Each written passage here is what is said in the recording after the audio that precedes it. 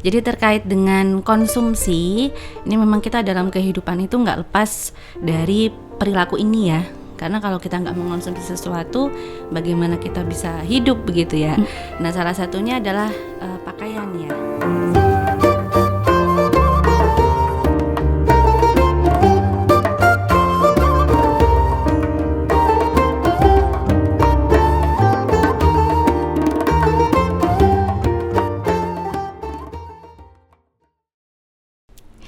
Assalamualaikum warahmatullahi wabarakatuh. Halo Sobat ITV, apa kabar? Semoga semuanya selalu dalam keadaan sehat dan juga bahagia.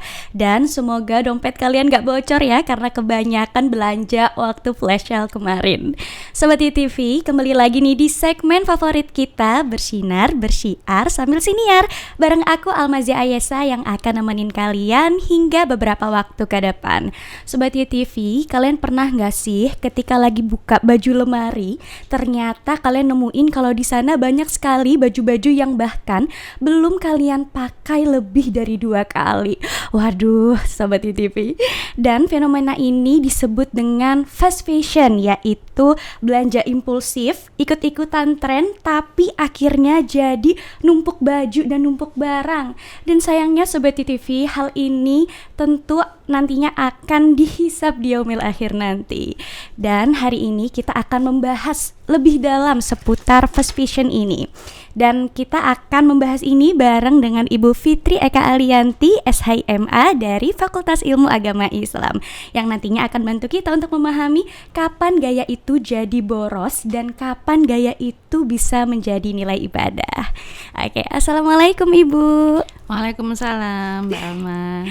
Oke, Ibu, gimana kabarnya hari ini? Sehat? Alhamdulillah sehat nih. Aku yakin pasti teman-teman udah pada nggak sabar ya untuk membahas lebih dalam soal kegiatan kita atau materi kita di hari ini.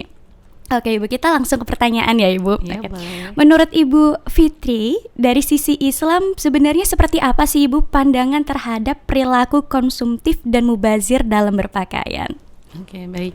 Ya, ada pertanyaan pertama ya, baik Sobat UITV sekalian. Jadi terkait dengan konsumsi, ini memang kita dalam kehidupan itu nggak lepas dari perilaku ini ya. Karena kalau kita nggak mengonsumsi sesuatu, bagaimana kita bisa hidup begitu ya. Nah, salah satunya adalah pakaian ya. Di sini ya yang kita bahas OOTD gitu kan ya. Nah, pakaian ini termasuk salah satu kebutuhan primer ya, betul ya. Ada sandang, ada pangan, ada papan. Nah, ini sandang ini pakaian termasuk ke dalam kebutuhan primer. Nah, bagaimana Islam kemudian menganjurkan kita untuk mengatur perilaku konsumsi? Pertama, pada prinsipnya itu adalah sikap pertengahan. Khairul umuri awsatuha, begitu kata para salafus sholeh ya. Jadi sikap pertengahan di mana sikap itu antara pelit dan boros. Gitu. Jadi larangan israf, larangan tabdzir dalam Islam bukan berarti kita harus pelit ya, tetapi kita bersikap tengah-tengah antara pelit dan boros itu tadi. Oke, gitu.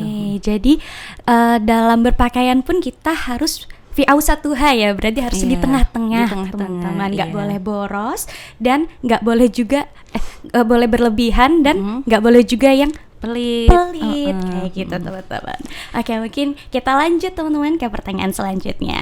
Ibu, menurut Ibu Fitri, apakah tampil fashionable itu bertentangan dengan prinsip Islam? Oke, nah selanjutnya terkait dengan fashionable. Apakah apa sebenarnya fashionable itu ya? Fashionable ini mungkin secara awam kita bisa pahami dengan istilah modis gitu ya. Oke, kita kembali ke pakaian nih. Pakaian sebagai kebutuhan primer. Dalam Islam pun sebetulnya itu kebutuhan primer yang sangat penting. Kenapa? Karena dalam Islam itu mengenal istilah aurat ya.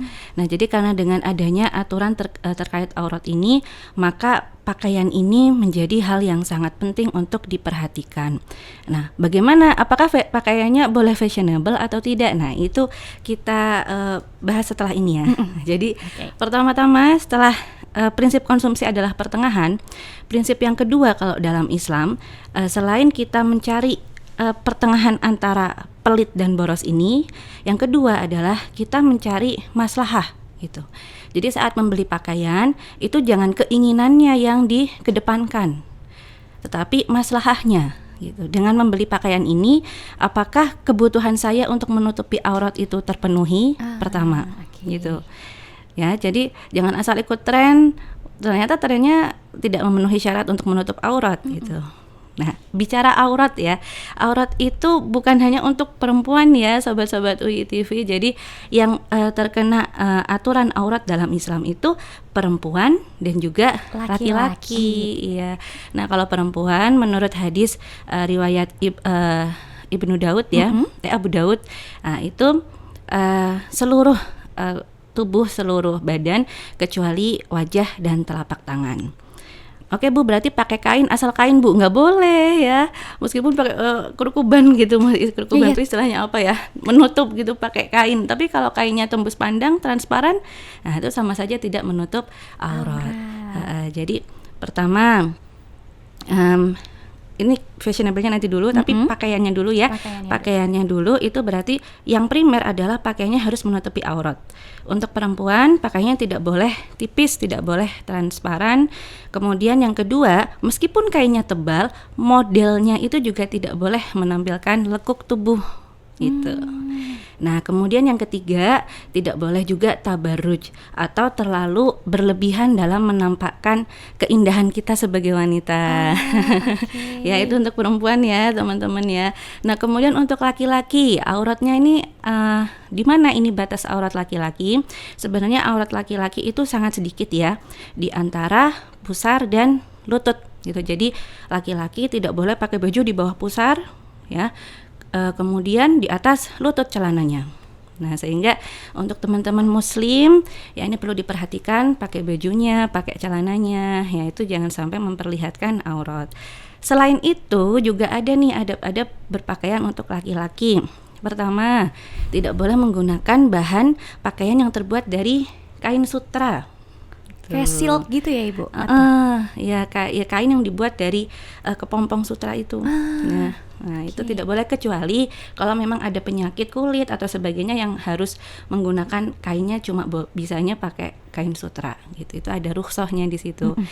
Yang kedua, menggunakan perhiasan emas, entah itu kancing, entah itu resleting, apalagi kalau pakai kalung dan sebagainya yang dari emas ya, nah, itu tidak boleh. Kan di sini pakaian nggak cuma baju ya, sobat-sobat UI TV, tapi juga mencakup aksesoris yang kita gunakan. Nah, kemudian berlaku juga untuk kedua belah pihak, baik perempuan maupun laki-laki, tidak boleh menyerupai lawan jenisnya. Yang perempuan pakai bajunya tidak boleh menyerupai laki-laki, dan yang laki-laki juga sebaliknya tidak boleh menyerupai perempuan. Nah, sekarang kita bicara masalah fashionable-nya, modisnya. Oke, kalau kita bicara tadi masalah auratnya, otomatis boleh nggak Mbak? Misalkan Mbak ini kan pakai kerudung pink, terus bawahnya pakai baju warna orange gitu, terus roknya warna hijau. Boleh nggak sebenarnya itu? Bisa nggak? Ya bisa aja, cuman nggak nyambung Sobat ITV. Nah ya kan, jadi tapi sebenarnya kalau menurut syarat-syarat aurat tadi tuh sebenarnya udah menutupi aurat belum? Pakai kerudungnya seperti ini modelnya, pakai baju panjang, pakai rok, tapi pink, orange, hijau gitu misalnya ya. Mungkin secara syariat sudah komplit, udah menutup ya, menutup aurat. Tapi kalau kan Islam itu juga menyukai keindahan ya Ibu. Jadi kalau warnanya agak nyentrik dan jomplang, berarti nggak cocok dong. Nah ini yang dimaksud dengan modis, fashionable, jadi keserasian.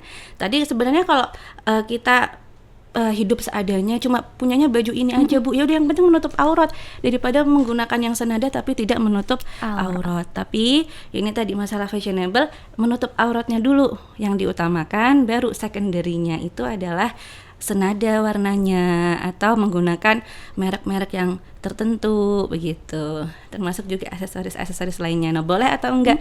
Berarti boleh ya, selama itu tadi syarat-syaratnya terpenuhi, termasuk tidak boleh tabarruj atau berlebihan, pakai gelang di mana-mana, kalung dan sebagainya. Nah itu yang ada batasnya. Jadi fashionable boleh, pertama yang penting syarat aurat terpenuhi.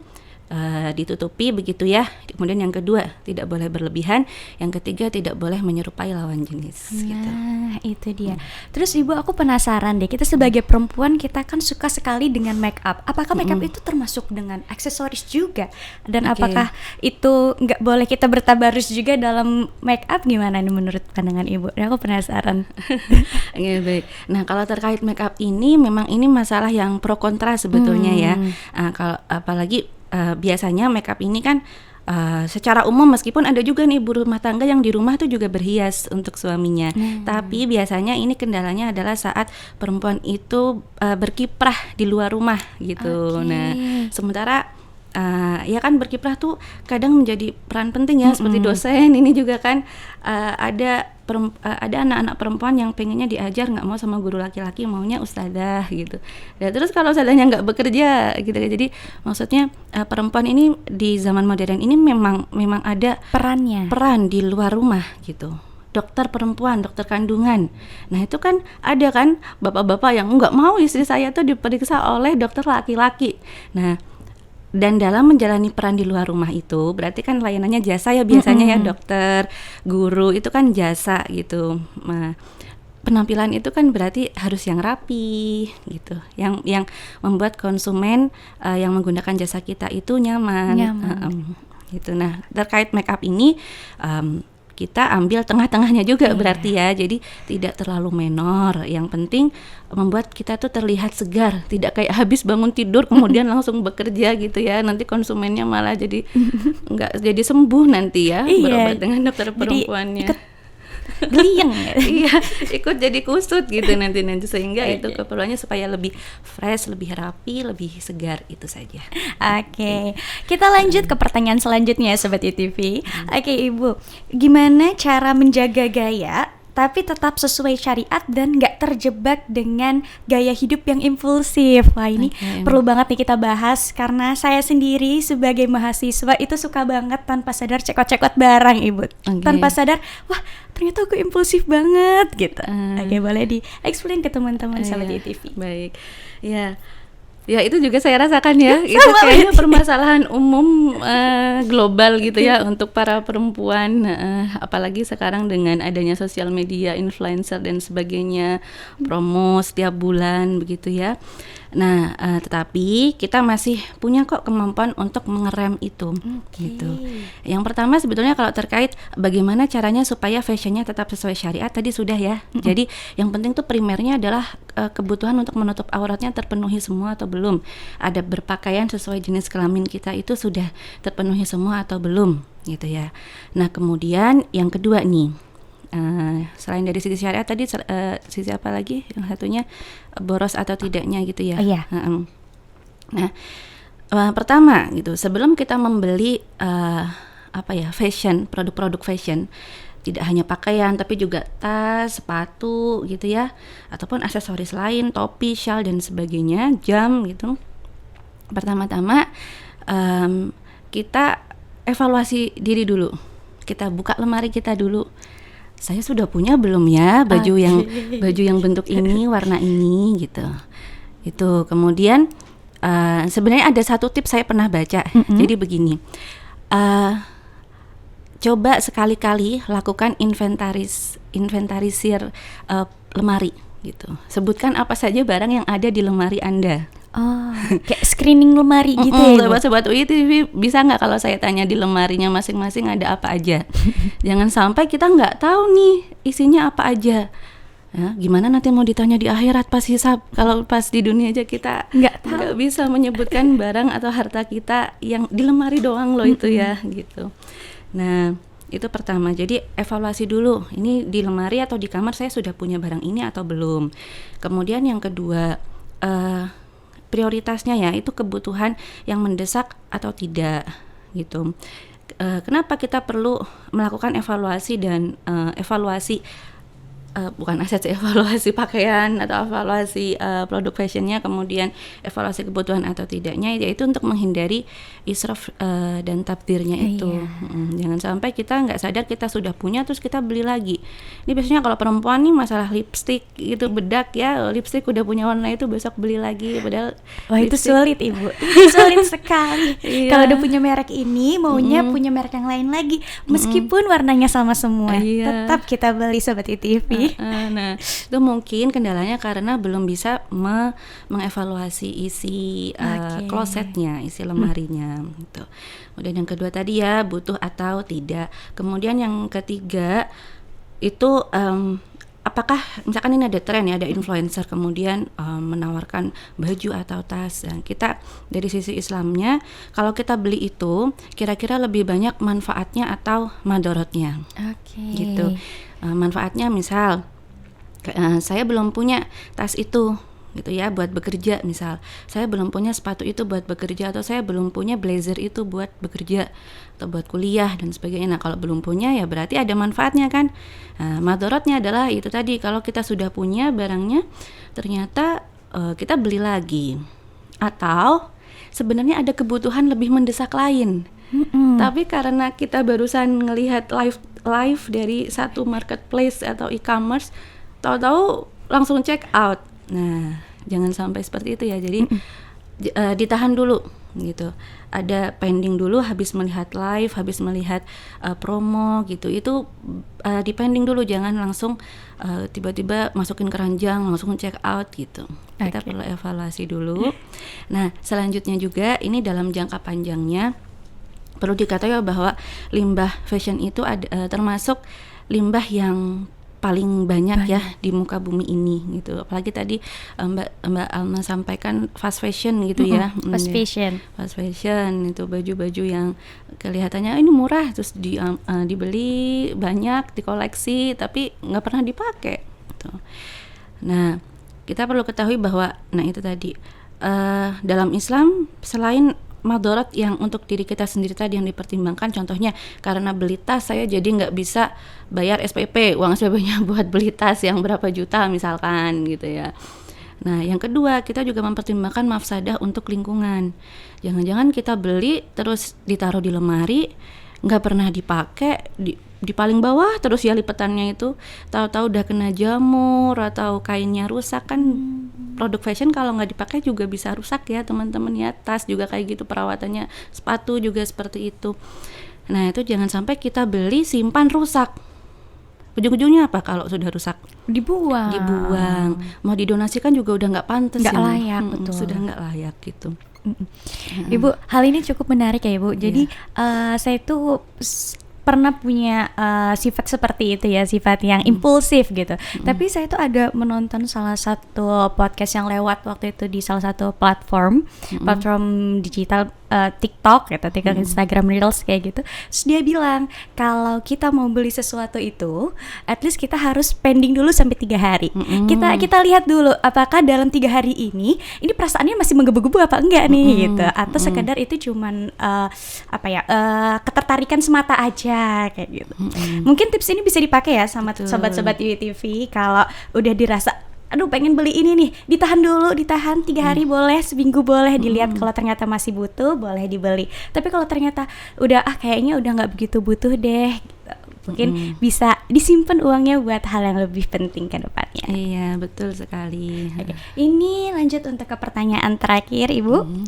Sebagai mahasiswa, bagaimana sebaiknya kita menata mindset soal kepemilikan, termasuk barang-barang seperti pakaian ini? Oke, ya, terkait dengan kepemilikan, kita bicara dalam Islam dulu ya. Dalam Islam itu masalah kepemilikan memang ada pembahasan khususnya nih. Kalau di ekonomi Islam itu dibahas di ekonomi mikro, di level ekonomi mikro gitu. Nah, kepemilikan itu dibagi 3. Ada kepemilikan individu atau pribadi, kemudian kepemilikan umum, sama kepemilikan negara. Nah, tetapi sebenarnya dalam Islam diyakini kepemilikan 3 jenis ini tuh sifatnya temporer atau sementara. Kok bisa?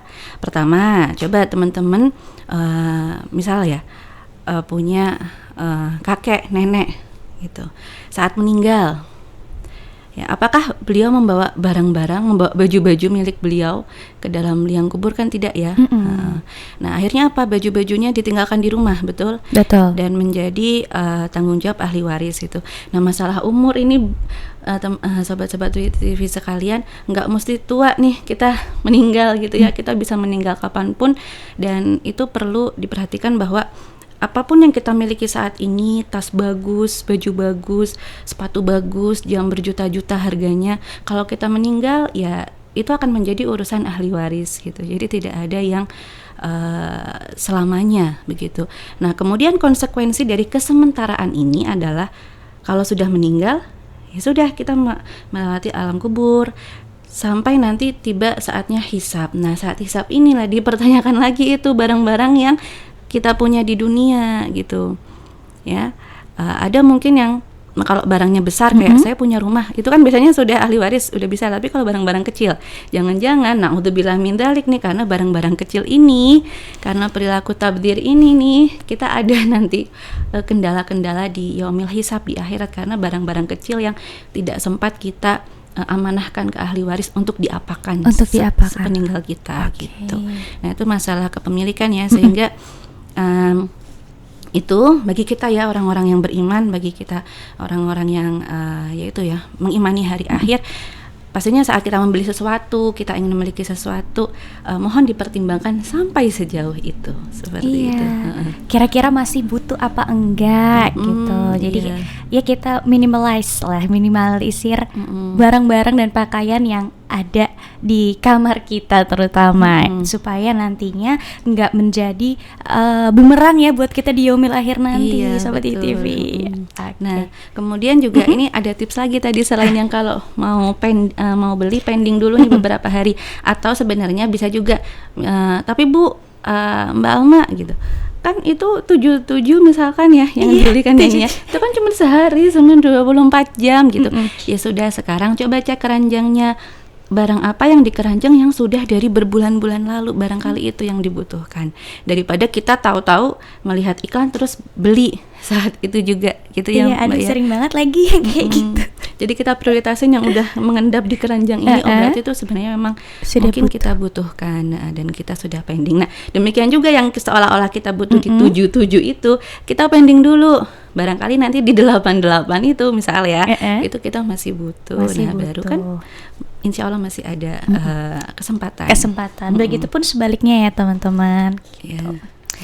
Oke, Sobat ITV, alhamdulillah luar biasa sekali obrolan kita di hari ini. Nah, Sobat ITV, ternyata punya banyak baju itu sebenarnya bukan masalah ya Ibu, selama kita tahu fungsi, kita tahu batas, dan tahu bahwa semuanya kelak akan dipertanggungjawabkan di yaumil hisab nanti. Gaya kita boleh keren, tapi jangan sampai niatnya berlebihan, karena setiap helai pakaian kita bisa jadi punya perhitungan. Semoga obrolan kita hari ini bisa jadi pengingat bahwa gaya itu bisa tetap syar'i, bisa tetap minimalis, tapi juga tetap bermakna. Dan untuk Sobat ITV, jangan lupa like, share, and subscribe YouTube channel Universitas Islam Indonesia. Saya Almazia Ayasa, pamit undur diri. Wassalamualaikum warahmatullahi wabarakatuh.